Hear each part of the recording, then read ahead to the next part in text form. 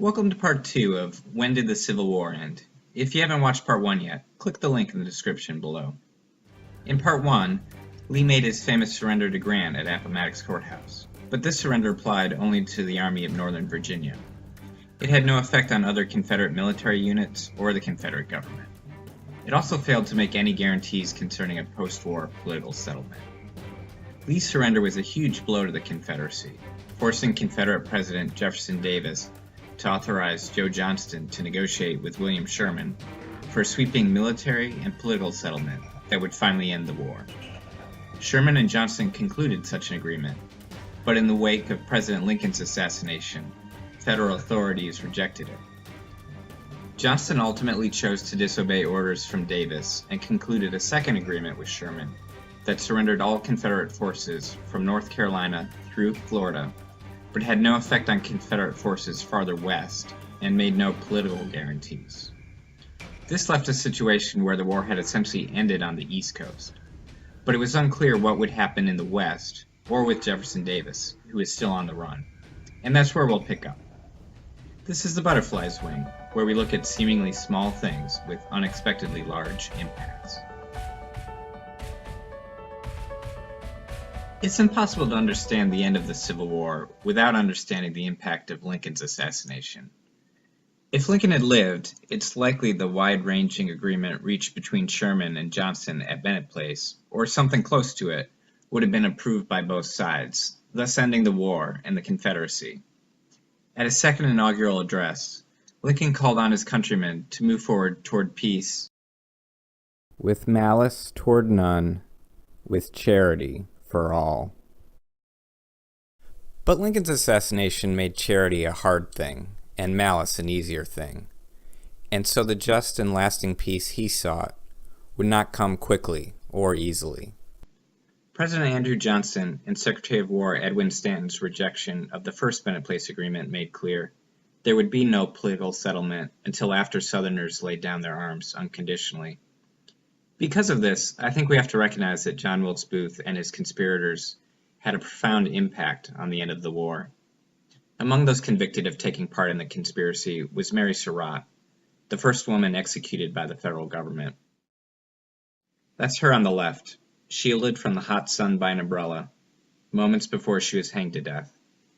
Her level of involvement in the plot is still a controversy to this day.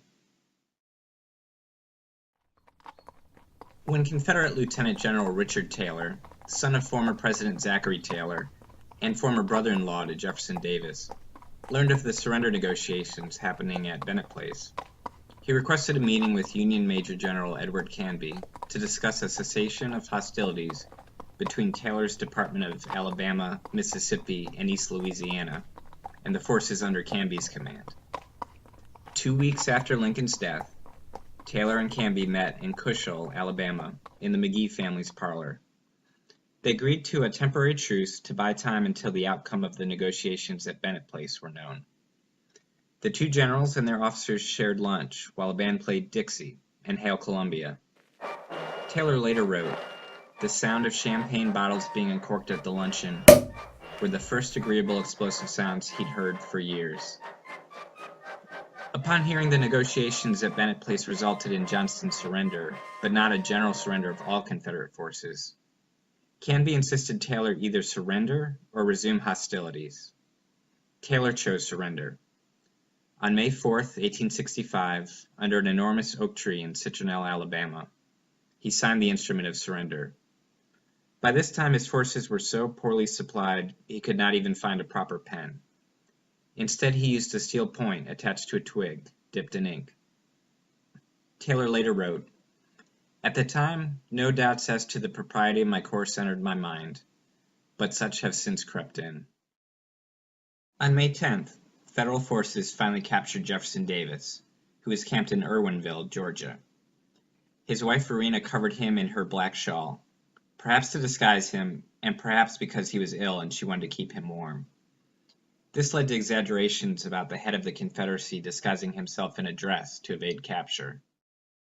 The Confederate government was no more. Her armies east of the Mississippi had all surrendered, but two large Confederate forces still remained in the West. One of these was the Trans-Mississippi Department, commanded by General E. Kirby Smith. Although Smith learned on May 1st of Lee's surrender and the negotiations happening between Johnson and Sherman, he was determined to continue fighting. His forces were spread out across Arkansas, Louisiana, and Texas. They included a force under Colonel John Rip Ford that on May 13th fought the Battle of Palmito Ranch near Brownsville, Texas, in the last major engagement of the Civil War. Although the outcome of Palmito Ranch was a decisive and surprise Confederate victory, Confederate morale suffered as news of Confederate surrenders and Davis's capture spread throughout the West. As late as May 18th, Smith remained defiant, traveling toward Houston to rally what remained of his army. But when he finally arrived in Houston on May 27th, Smith learned that the previous day his chief of staff, Lieutenant General Simon B. Buckner, had disobeyed orders and surrendered the Trans-Mississippi Department on Smith's behalf. His army dissolved. Smith had no choice but to sign an official surrender on June 2nd aboard the U.S.S. Fort Jackson near Galveston, Texas. He then fled to Mexico. The last significant Confederate land force to surrender was a brigade of Native American soldiers under the command of Cherokee Chief and Confederate Brigadier General Stan Wattsy. Wattsy sided with the Confederacy in part because he feared the Union would ultimately convert the Native American reservation north of Texas into the state of Oklahoma. On June 23rd, Wattsy recognized the inevitable and surrendered at Dokesville in present-day Oklahoma. But the final surrender of the Civil War was that of the C.S.S. Shenandoah, a Confederate cruiser used for commerce raiding. On June 22nd, Shenandoah's crew, not knowing the war had effectively ended, fired the last shots of the Civil War in action against a Yankee whaling ship off the coast of Alaska. On August 2nd, the Shenandoah encountered an English ship whose crew were aware the war had essentially ended. Shenandoah's commanding officer, Captain James Waddell, wrote in the ship's log that this was the darkest day of his life. Afraid of being tried by federal authorities in the United States for piracy, Waddell chose to sail the Shenandoah to Liverpool, England, in the process becoming the only Confederate vessel to circumnavigate the globe. On November 6, Waddell lowered the Confederate flag for the last time and surrendered the Shenandoah to British authorities. I've enjoyed researching this two-part series on the end of the Civil War. It's been fun to dig a little deeper, to look past the towering figures of Lee and Grant and their famous agreement at Appomattox, to focus on lesser-known people and events that together had just as much to do with reuniting a nation. The more I study history, the more I come to understand it's often a series of smaller decisions made by often unsung people that truly shape events. Hopefully many more videos coming soon, so please consider subscribing and click the bell icon to be notified when new videos are added. If you enjoyed this video, please hit the like button and let me know your thoughts in the comments below. Also, check out the additional information in the description. Thanks for watching.